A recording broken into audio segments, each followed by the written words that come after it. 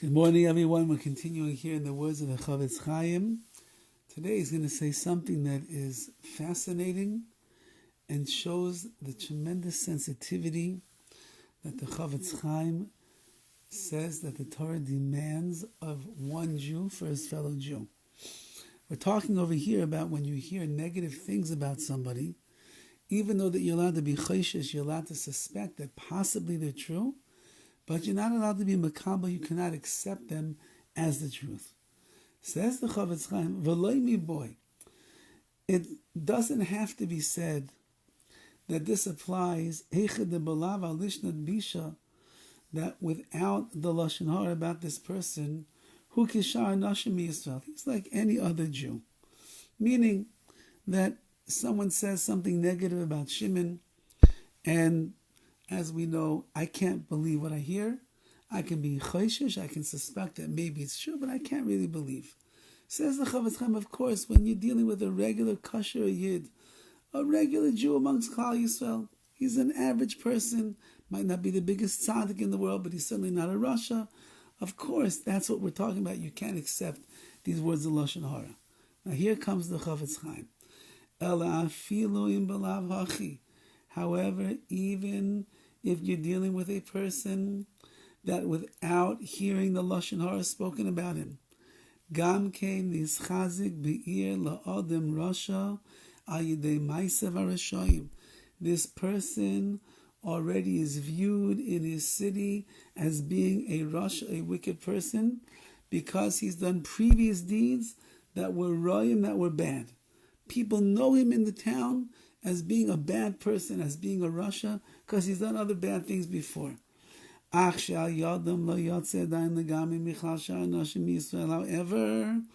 as bad as his deeds were, he still has not left the full category of being a full-fledged, valid member of Klal Yisrael, which means that even though that his deeds might have been rishus, wicked and wrong, but he's still part of our nation. For example, says the Be'er Mayim Chaim, let's say you have a person that is a mumar l'te'avon, which means he is a renegade who is because of his desires. What does that mean? The guy eats tray food every day. He walks down the street, he passes a McDonald's, he steps inside, he eats his Big Mac, his fries, and he washes it down with a milkshake. And he does this all the time. The guy's a heretic. The guy is against HaKadosh Baruch Hu. The guy is a mumar l'te'avon. The reason that he is eating the tray food right now, the not kosher food, is he's got a te'avon, he has a burning desire and a taiva to do such things. And so that is what is thrusting him and pushing him to do these averas. Not because he's just a rebel against HaKadosh Baruch Hu. Not because he wants to go with apikorsis, with heresy against the Rebbeinu Shalom, but rather he's got taivas that are not under control, and it's forcing him, pushing him to do the wrong things.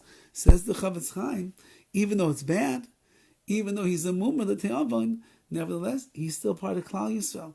And therefore, you cannot look down on this person completely, says the CHOFETZ. Kagain, for example, la'ashiv la'aveda, if he lost something, you have to return it to him. If he's poor, you have to give him tzedakah. If he was a hostage and put in captivity, you have to redeem him. Similarly, any of these cases.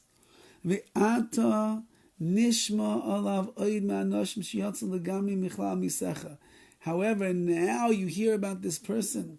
He's gone over the edge, and he's now no longer within the category of amisecha, part of your nation, because he's sinning now in a very brazen and calculated way. Going, for example, the shavik hetera va'ochli sur. He's sitting at the table.